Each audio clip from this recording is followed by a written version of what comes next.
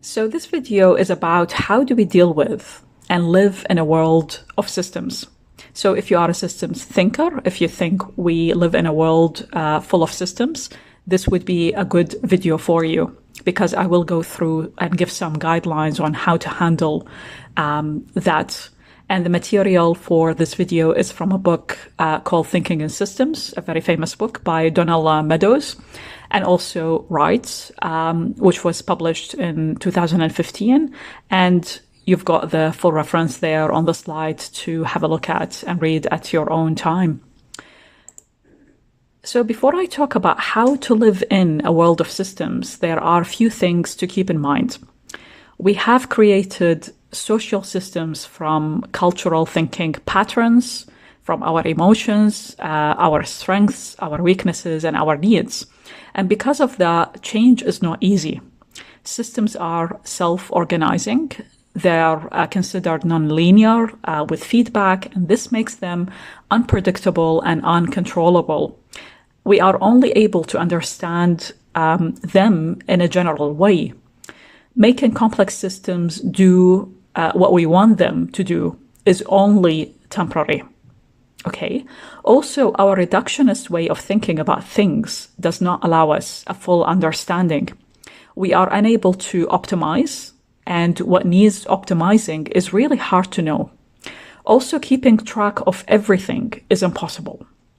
Another thing one should understand about systems is that the future can't be predicted, but we can foresee and bring a future into being. This is what Meadows suggests.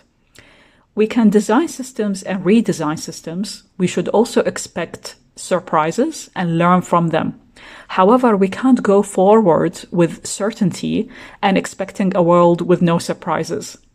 So we need to listen to what systems are saying, are telling us, and show instead how systems properties and human values can work together and improve the world. Finally, systems can't be controlled or figured out. We can find a way to, as Meadows said, dance with them, dance with these systems. So now Meadows listed 15 guidelines to help systems thinker live and deal with a world of systems. First and foremost, understand the system. Watch how it behaves before intervening. If it's a social system, learn the history. Ask those who have been around a long time to explain what has happened. You can use a time graph to plot data from the system. That's her advice. Starting with the system's behavior will get you to understand the dynamics of the system. Understanding the dynamics will also force you to look at what's wrong with the system, how we got there, what other behavior modes are possible, where we will end up if there is no change in direction. You will also look at the system's strengths and check what is working well in a system. You can start with plotting the history of few variables here and there together to show the elements present in the system and how they might be related.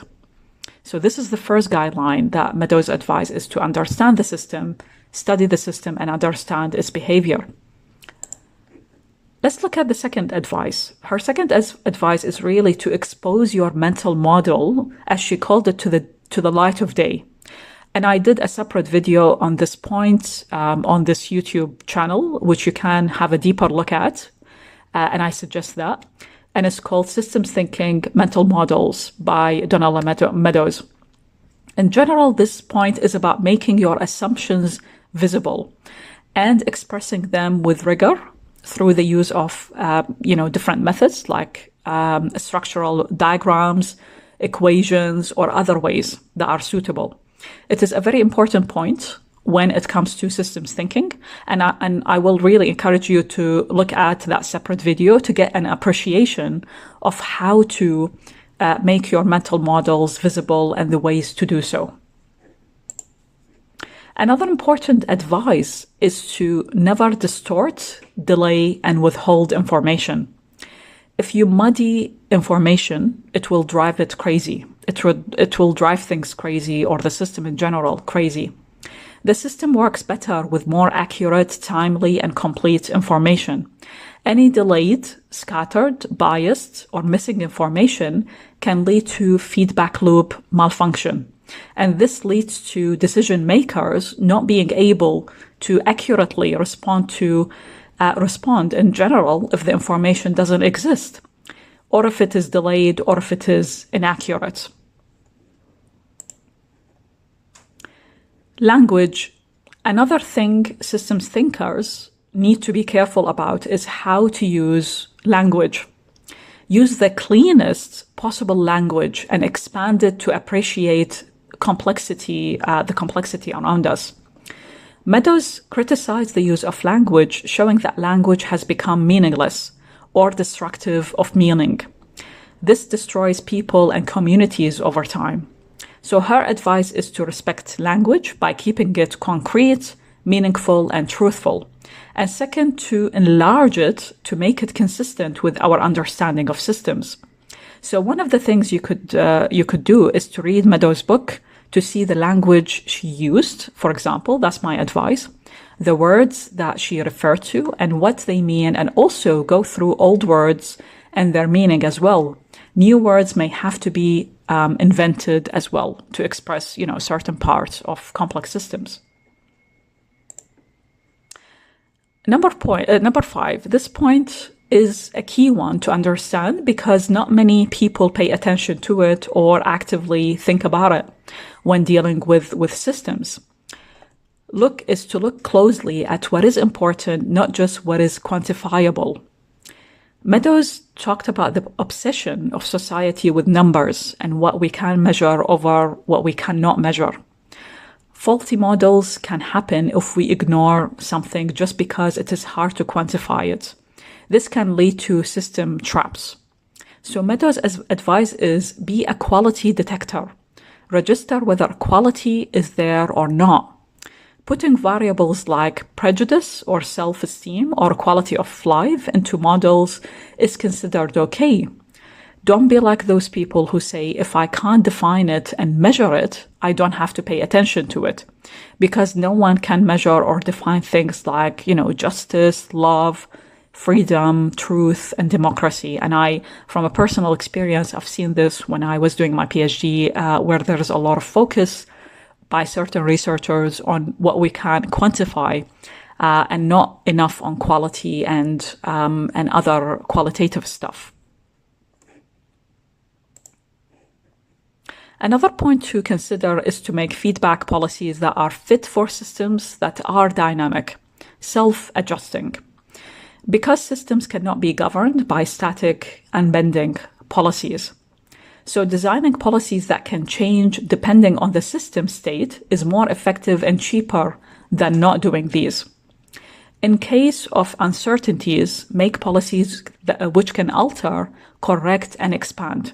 In other words, put learning into the management process. And again, we also we think about policies as static, as rigid, and not expandable and not, changing with times, and context specific and so on.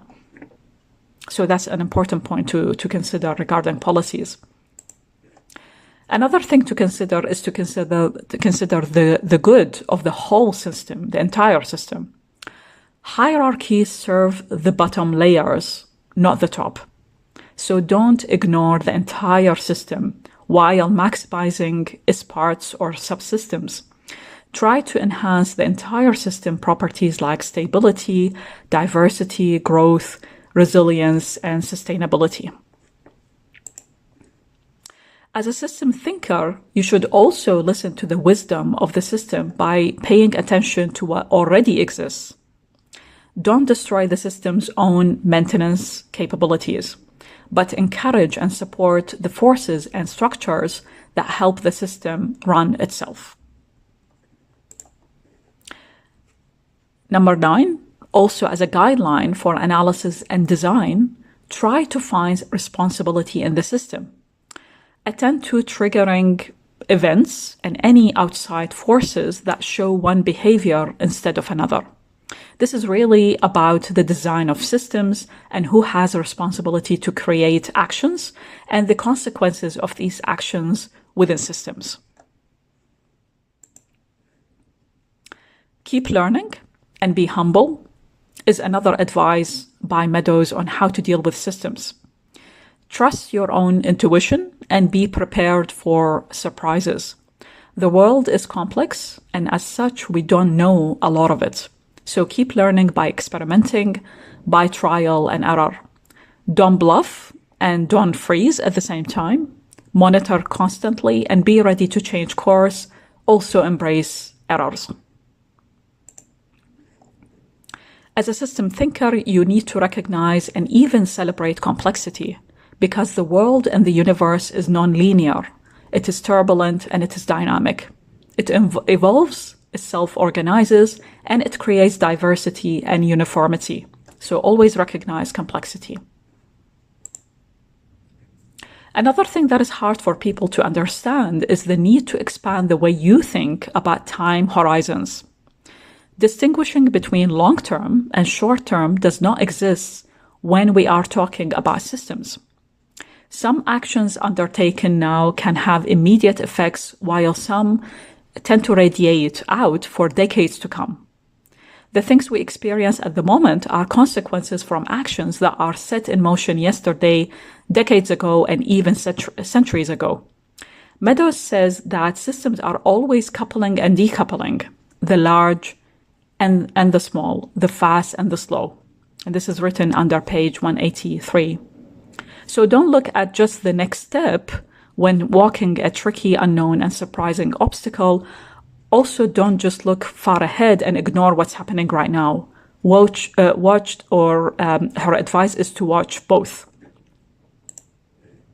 Another important thing to consider if you are a systems thinker is to defy the systems. Again, this is something I tend to see hard for people to think about. And to think of, especially when working and researching with people. So defy the disciplines. Follow a system wherever it leads you, because it will be across traditional disciplinary boundaries. Don't be limited by specific disciplines or professions to understand the system. And to do so, communicate in interdisciplinary research, which works well when we concentrate on and when we commit to solving a problem, than being academically, correct. People need to learn, admit their ignorance, and be ready to learn by other disciplines. And 14, expand the limits of caring. Systems thinking provides the practical reasons to back up any moral arguments. So bring others to believe that which they know and explain why. And finally, don't erode the aim of doing good. Don't try to weigh the bad news more heavily than the good news, and keep standards absolute. Systems thinking can tell us something, but it can't do it on our behalf. So I hope these 15 guidelines or general advice will give you a solid idea of how to deal with systems. Especially if you are a systems thinker, whether you are an academic, a professional, or a person who's interested in systems thinking, this would be very useful for you as a general way on how to think about the world, how to handle systems, how to deal with them, how to create policies, and so on.